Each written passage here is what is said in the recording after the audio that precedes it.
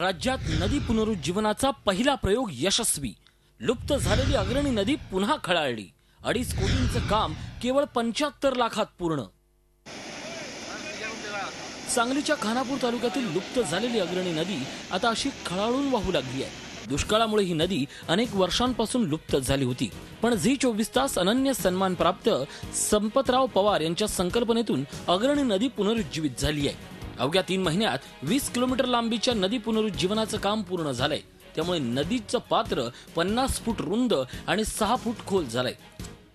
सोबतच ठिकठिकाणी 50 मातीचे बंधारेही बांधण्यात आले। अत्यंत वेगाने चाललेली गोष्ट आहे। केवळ 3 महिन्यामध्ये 6 बंधारे होऊ शकले आणि पैशाचा पाऊस पडला। कुठल्याही संस्थेचे पैसे देत नाहीत, लोकांनी उत्स्फूर्तपणे त्यात घातले।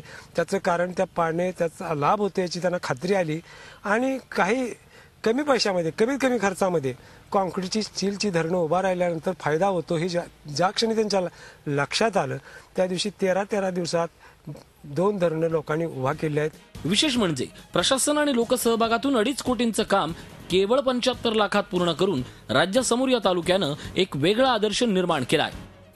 आमच्या तालुक्यातील पूर्ण नदी ही 20 किलोमीटरची आहे आणि या नदीचे पूर्ण 20 किलोमीटरचे 3 महिन्यामध्ये खोलीकरण आणि रुंदीकरण झालेले आहे। हे काम लोकसहभागातून जलयुक्त शिवार अभियानांतर्गत झालेले आहे। यामध्ये भरपूर लोकसहभाग आहे।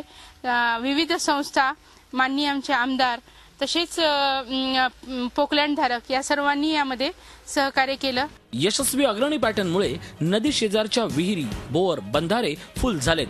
त्यामुळे नदीकाठचा परिसर सुजलाम सुफलाम झालाय। रवींद्र कांबळे, झी मीडिया, सांगली। झी 24 तास रहा एक पाऊल पुढे।